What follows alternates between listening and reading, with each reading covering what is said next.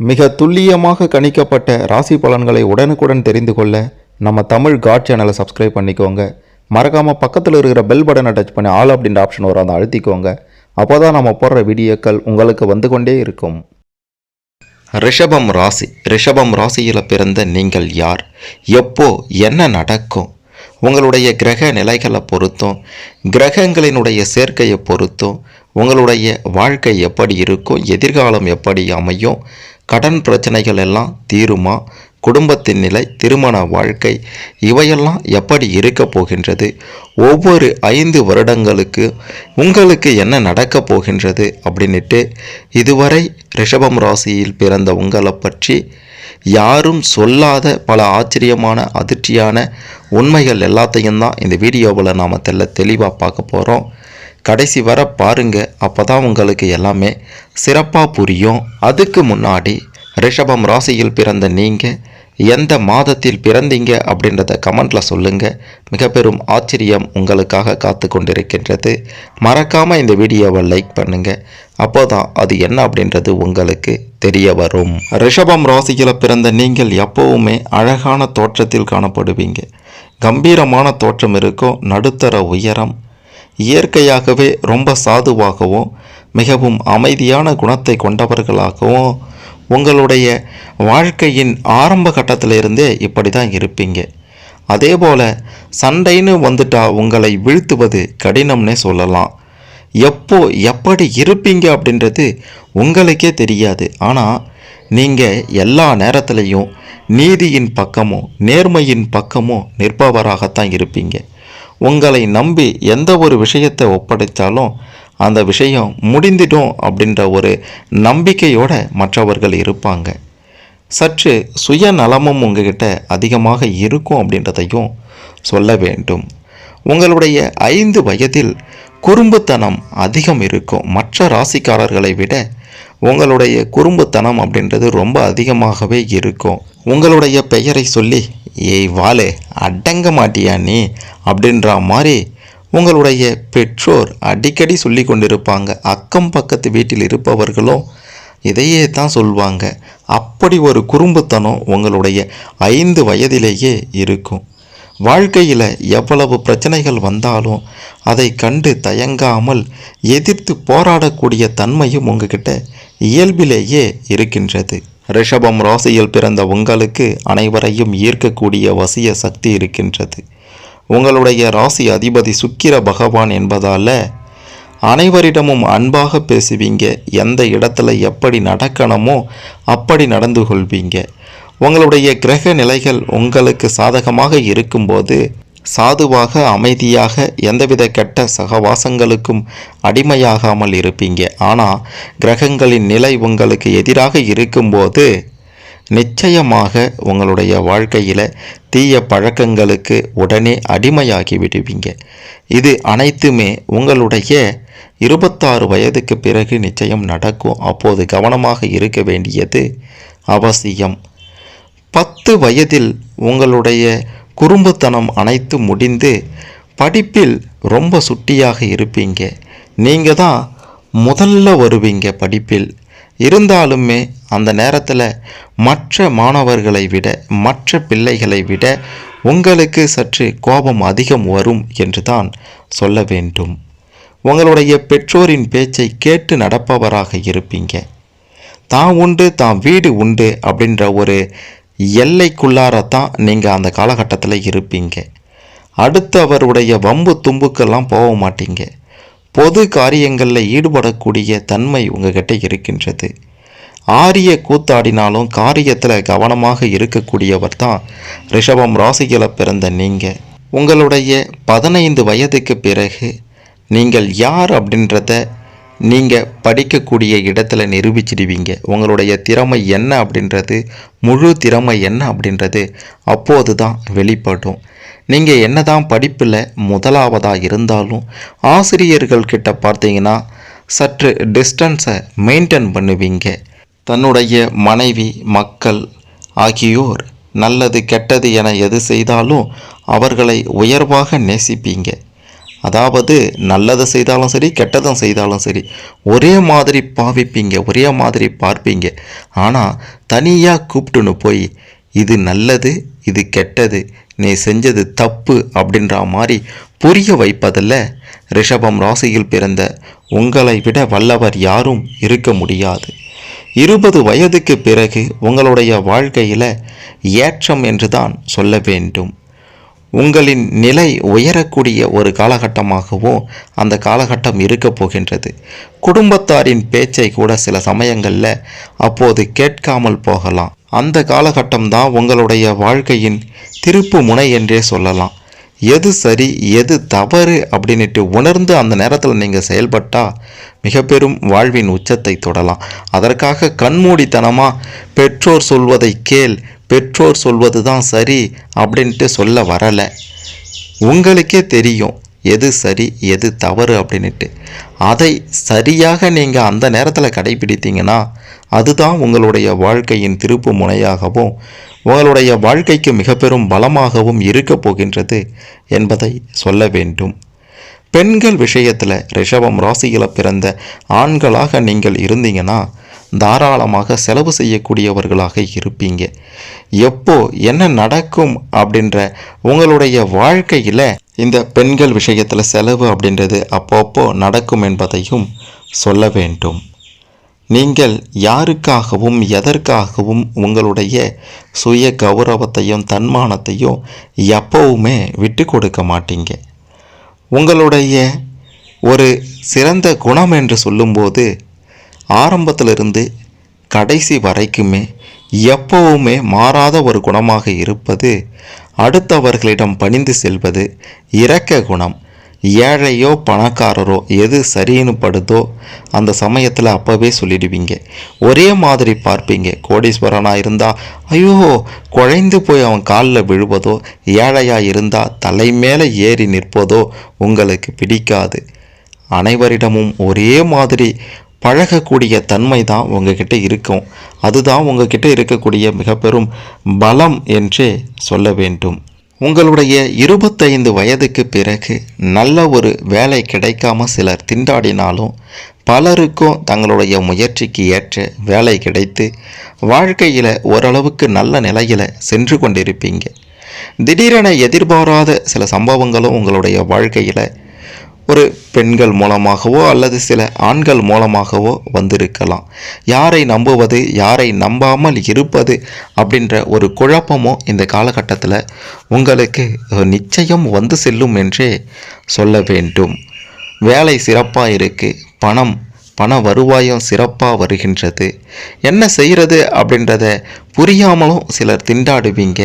பணமே வரமாட்டுதே அப்படின்ற ஒரு கவலையும் சிலருக்கு இருக்கும். எவ்வளவு உழைத்தாலும் உழைப்பிற்கு ஏற்ற ஊதியம் கிடைக்கலையே அப்படின்ற ஒரு மனக்கவலையும் சிலருக்கு நிச்சயம் 25 வயதுக்கு பிறகு இருக்கும் என்று தான் சொல்ல வேண்டும்.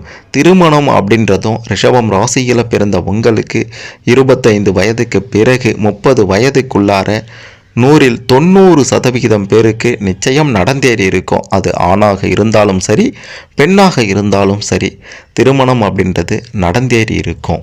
எந்த ஒரு விஷயத்திலையும் முதலிடத்தை பிடிக்க வேண்டும் அப்படின்ட்டு நினைப்பீங்க. கடின உழைப்பால் சாதிக்கக்கூடியவர்களாக இருப்பீங்க.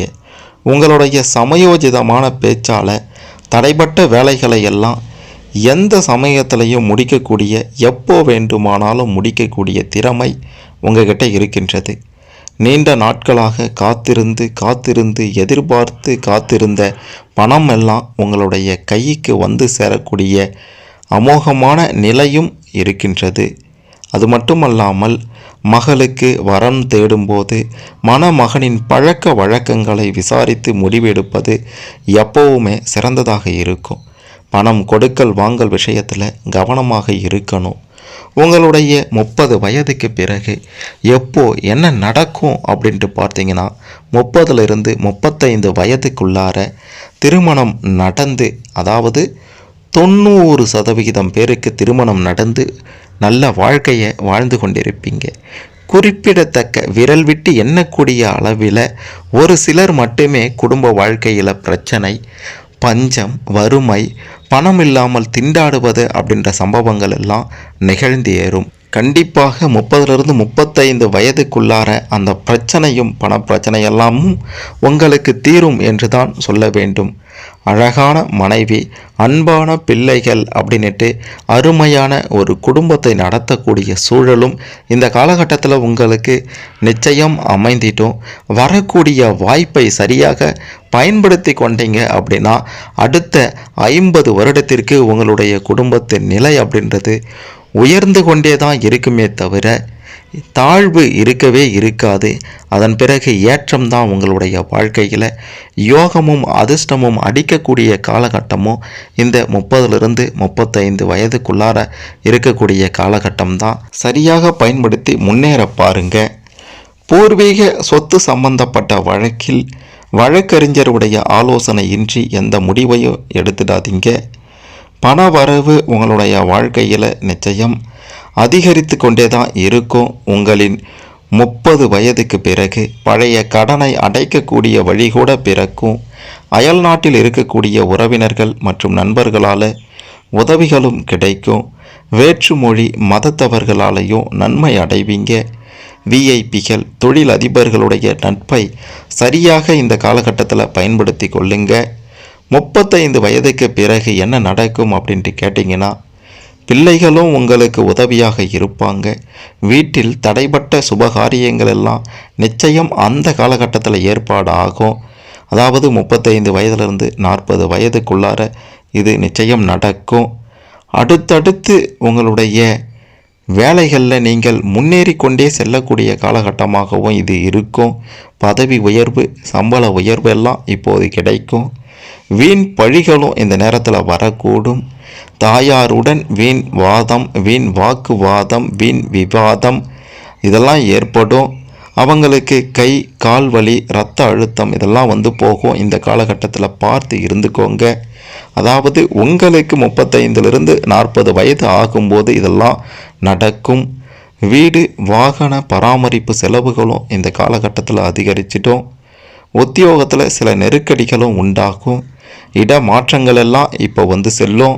மற்றவர்களுக்காக ஜாமீன், உத்தரவாத கையெழுத்தெல்லாம் போற்றாதீங்க. உடல் எடை அதிகரிக்காமல் இந்த காலகட்டத்தில் பார்த்துக்கோங்க. சின்ன சின்ன உடற்பயிற்சி, நடைப்பயிற்சி எல்லாம் மேற்கொள்வது சிறப்பானதாக இருக்கும் என்று தான் சொல்ல வேண்டும். அடுத்ததாக 40லிருந்து 45 வயதுக்குள்ளார எப்போ என்ன நடக்கும் அப்படின்ட்டு பார்த்தீங்கன்னா, முக்கியமான கோப்புகள், ஆவணங்களை எல்லாம் கையாளும் போது இந்த காலகட்டத்தில் ரொம்ப அலட்சியம் இல்லாமல் இருக்க வேண்டும். வங்கி காசோலையில் முன்னரே கையொப்பமிட்டு வைக்காதீங்க. இந்த காலகட்டம் உங்களுக்கு பெரும் தொந்தரவை கொடுத்துடும். வீண் சந்தேகத்தால் நல்லவர்களுடைய நட்பை கூட இந்த காலகட்டத்தில் நீங்கள் இழக்க நேரிடும் என்பதையும் சொல்ல வேண்டும். உங்ககிட்ட மறைந்து கிடந்த திறமைகளை எல்லாம் வெளிப்படுத்த நல்ல சந்தர்ப்பமும் இந்த காலகட்டத்தில் கிடைக்கும். தள்ளிப்போன திருமணம் கூட இப்போது உங்களுடைய குடும்பத்தில் இருக்கிறவங்களுக்கு கூடி வரும். அடுத்தடுத்து சுப நிகழ்ச்சிகளால் வீடு களை கட்டும். குடும்பத்தில் பிரிந்திருந்தவர்கள் ஒன்று சேருவாங்க. அது மட்டும் அல்லாமல் இந்த வருடம், அதாவது இந்த காலகட்டத்தில் உங்களுடைய குடும்பத்தில் ஒரு சிறப்பான வாரிசும் உருவாகும். ஆரோக்கிய பிரச்சனைகள் கூட பெருசாக இருக்காது. அடகில் இருந்த நகை சொத்தை எல்லாம் மீட்க வழியும் இந்த காலகட்டத்தில் உருவாகும். வங்கி கடன் உதவியெல்லாம் கிடைத்து மிகச்சிறந்த ஒரு எதிர்காலத்தை உருவாக்க இந்த காலகட்டம், இந்த வயது தான் சிறப்பானது அப்படின்றதையும் சொல்லியே ஆக வேண்டும். அடுத்ததாக 45லிருந்து 50 வயதுக்குள்ளார பார்த்தீங்கன்னா, ஏமாந்து போன தொகையை நினைத்து வருத்தப்படுவீங்க. மற்றவர்களை நம்பி பெரிய முடிவுகளை எடுக்க வேண்டாம். இந்த காலகட்டத்தில் தாழ்வு மனப்பான்மையும் தலை தூக்கிடும். பெரிய நோய்க்கான அறிகுறிகள் எல்லாம் இருப்பது போல உங்களுக்கு தோன்றும். ஆனால் மருத்துவ பரிசோதனை செய்யும்போது பெரிய பாதிப்புகள் இருக்காது. அதனால் பயப்பட தேவையில்லை.